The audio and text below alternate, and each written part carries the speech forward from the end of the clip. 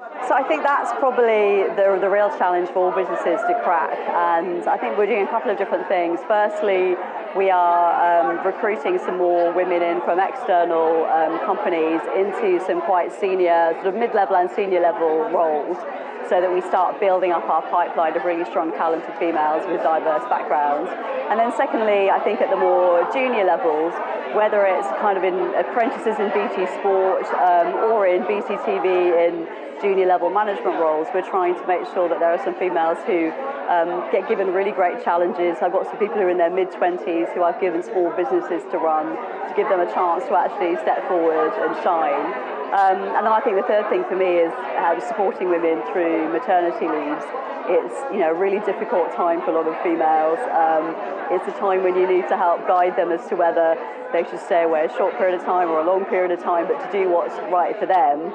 And then I think really importantly, how you then try and help them re-immerse in the business when they come back, and making that feel like less of a shock and helping them through that is really, really key.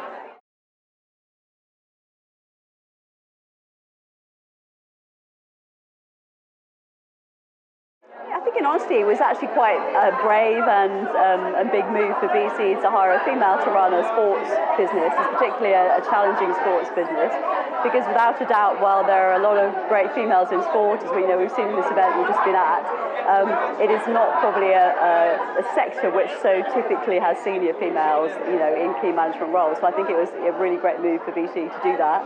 And actually, I think there are definitely challenges. You have to make sure you focus on the things that you're really good at, and don't pretend to be good at things that you don't know. So, for example, I'm not going to try and argue the toss on the football offside rule with anyone, because I know any guy is going to beat me on that. But I think if you know what you're really strong at and you create a good team of both males and females around you, then in any sector you can make that work. So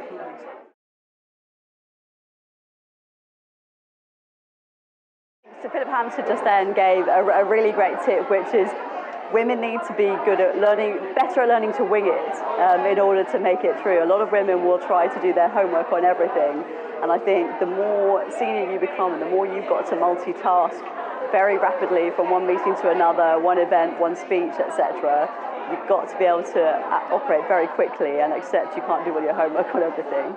And then I think, believe in yourself, have the courage to step forward, put yourself forward for great roles, and believe that you've got the ability to do it, because that's generally how men think, and that's the only way we can break through, I think. So.